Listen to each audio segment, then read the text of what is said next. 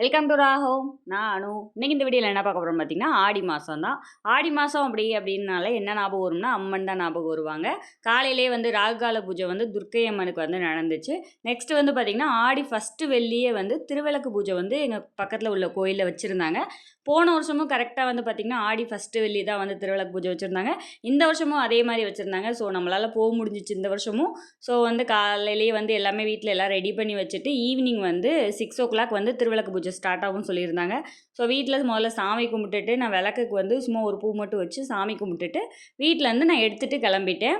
நான் ஒரு 5:30க்குலாம் வந்து பார்த்திங்கன்னா திருவிளக்கு பூஜை கிளம்பிட்டேன். திருவிளக்கு பூஜையோட சார்ஜஸ் வந்து பார்த்திங்கன்னா ரூ. 300 வாங்கியிருந்தாங்க. அதுக்கு வந்து எல்லா பொருளுமே அவங்களே கொடுத்துட்டாங்க. நம்ம விளக்கு மட்டும் தான் எடுத்துகிட்டு போகணும். ப்ளஸ் வந்து பார்த்திங்கன்னா உதிரி பூ வந்து எடுத்துகிட்டு போகணும். ப்ளஸ் பஞ்சபாத்திரம், அப்புறம் வந்து ஆராத்தி தட்டு, மணி எல்லாமே எடுத்துகிட்டு போகணும். நம்ம எடுத்துகிட்டு போயிட்டு அங்கே உட்காந்து அவங்க எல்லாமே கொடுப்பாங்க. இலை இந்த மாதிரி எல்லா ஐட்டம்ஸ் கொடுப்பாங்க. நம்ம வந்து விரித்து அந்த இலைக்கு மேலே அரிசி கொட்டி அந்த அரிசிக்கு மேலே நம்ம விளக்க வைக்கணும். நெக்ஸ்ட்டு வந்து நம்ம நார்மலாக யூஸ்வலாக வந்து பார்த்திங்கன்னா பூ வந்து டெக்கரேஷன் பண்ணணும். நெக்ஸ்ட்டு மஞ்சள் கயிறு கொடுப்பாங்க. அதை வந்து சாமிக்கு நான் கரெக்டாக குத்துவிளக்கு நடுவில் வந்து கட்டணும்.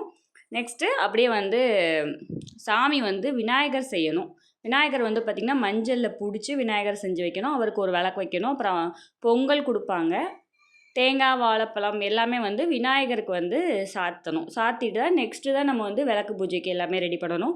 முதல் பூஜையுமே வந்து பார்த்திங்கன்னா விநாயகருக்கு தான் முதல்ல எல்லாமே பண்ணுவாங்க. பண்ணி முடிச்சுட்டு விநாயகர்கிட்ட நம்ம நல்லபடியாக விளக்கு பூஜை நடக்கணும் அப்படின்னு சொல்லி வேண்டிட்டு நெக்ஸ்ட்டு தான் வந்து குத்து விளக்கு பூஜை ஸ்டார்ட் பண்ணுவோம்.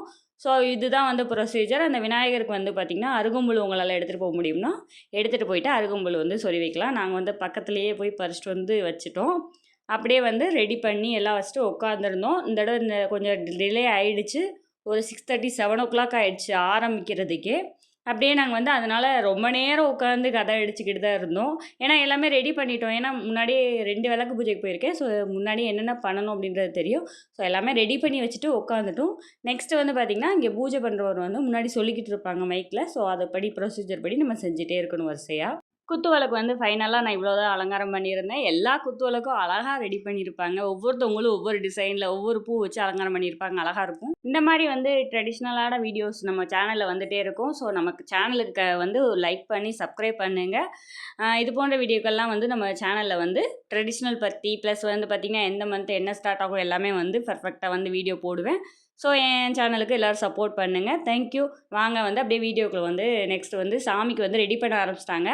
ஸோ விநாயகருக்கு தான் முதல்ல பூஜைன்னு சொன்னேன் இல்லைங்களா? விநாயகருக்கு பூஜை வந்து ரெடி பண்ணிகிட்டு இருந்தாங்க. அந்த அரிசியெல்லாம் வச்சு சாமி வேண்டுறது இந்த மாதிரிலாம் வந்து ஒன்று ஒன்றா அவங்க வந்து ஐயர் வந்து சொல்லிக்கிட்டே இருப்பார். ஸோ நாங்கள் அதை ஃபாலோ பண்ணி அப்படியே செஞ்சுட்டே இருப்போம். தம்பி வந்து சேட்டை பண்ணிகிட்டு இருந்தான். ஃபுல்லாக போன வருஷம்லாம் வந்து பார்த்திங்கன்னா நான் மடியில் படுக்க வச்சுட்டே வந்து பூஜை பண்ணினேன். பட் இந்த வருஷம்லாம் வந்து பக்கத்தில் கூட உட்கார வைக்க முடியாது. அந்த மாதிரி சேட்டை பண்ணிகிட்டு இருந்தான்.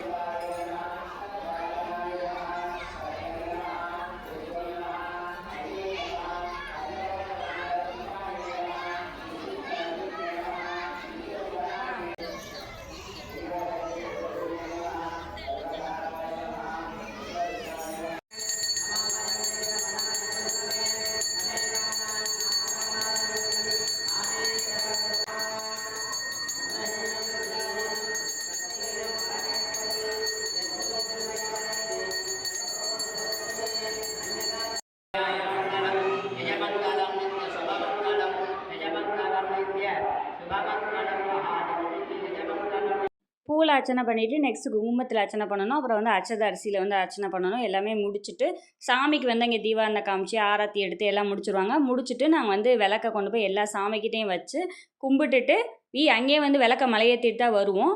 கும்பிட்டுட்டு நெக்ஸ்ட்டு வீட்டு வாசலில் வந்து வச்சு விளக்க ஏற்றிட்டு திருப்பி வந்து நம்ம வீட்டுக்குள்ளே வந்து கொண்டுட்டு வர்றது. இதுதான் வந்து பார்த்திங்கன்னா நம்ம லக்ஷ்மி வீட்டுக்குள்ளே கூட்டிகிட்டு வர மாதிரி. ஸோ வச்சுட்டு வீட்லேயும் வந்து சாமி கும்பிட்டுட்டு மலை ஏற்றிட்டு அந்த கோயிலில் பூ கொண்டு வந்துருப்போம் இல்லைங்களா, அதை ஃபுல்லாக வந்து அந்த குத்துவிளக்கு கீழே போட்டுருவேன். வாடுற வரைக்கும் மறுநாள் எடுத்துக்கலாம். ஏன்னா உடனே ஃப்ரெஷ்ஷாக நம்ம டஸ்ட்பினில் போட முடியாது. ஸோ அதனால் வாடுற வரைக்கும் வச்சுருந்துட்டு அதுக்கப்புறம் நம்ம எடுத்து வச்சிடலாம். அவ்வளோதான். இது போன்ற வீடியோக்கள் தொடர்ந்து பார்க்க நம்ம சேனலை சப்ஸ்கிரைப் பண்ணுங்கள், லைக் பண்ணுங்கள், ஷேர் பண்ணுங்கள். கண்டிப்பாக நம்ம சேனலுக்கு சப்போர்ட் பண்ணுங்கள். தேங்க்யூ.